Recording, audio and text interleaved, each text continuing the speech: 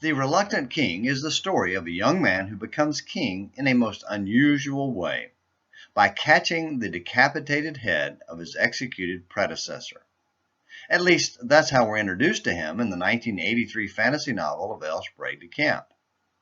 His kingdom's tradition was to select a new king every 5 years by executing the old one and tossing the head into a willing crowd of candidates. The one who caught it became the new king. While it is just fantasy, it does illustrate several things. First is humanity's cruelty. Come on, folks, don't get offended. We've done worse. Second is the overwhelming power of greed. Admit it, we've risked our lives for far less than a 5-year run as king. And third is our ability to deny reality. Of course it won't happen to me, we think. Not shockingly, in the made-up story, the new king was able to escape his fate.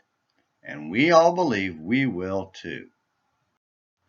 When we're first introduced to Saul, he was just a young man with no big plans.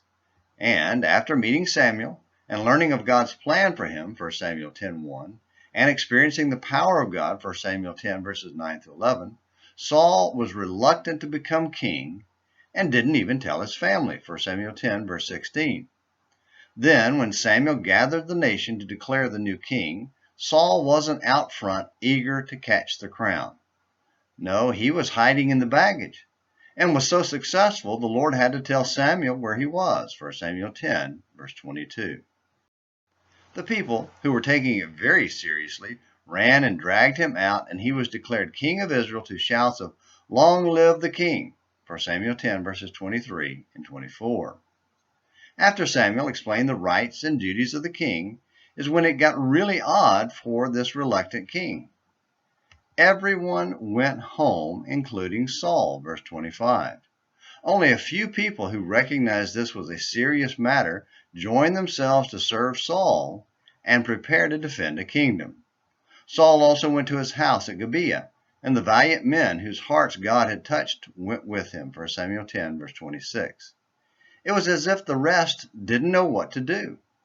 After all, they had never had a permanent ruling structure over the nation. Everything and everyone had to start from the bottom and build an administrative system out of nothing. Eventually, they started to figure it out and put some structure in place. But for quite a while, Saul remained the reluctant king. Sadly, the reluctant king slowly changed from a shy, unsure young man into a proud dictator who was corrupted by the greed for power. But that's a story for another day.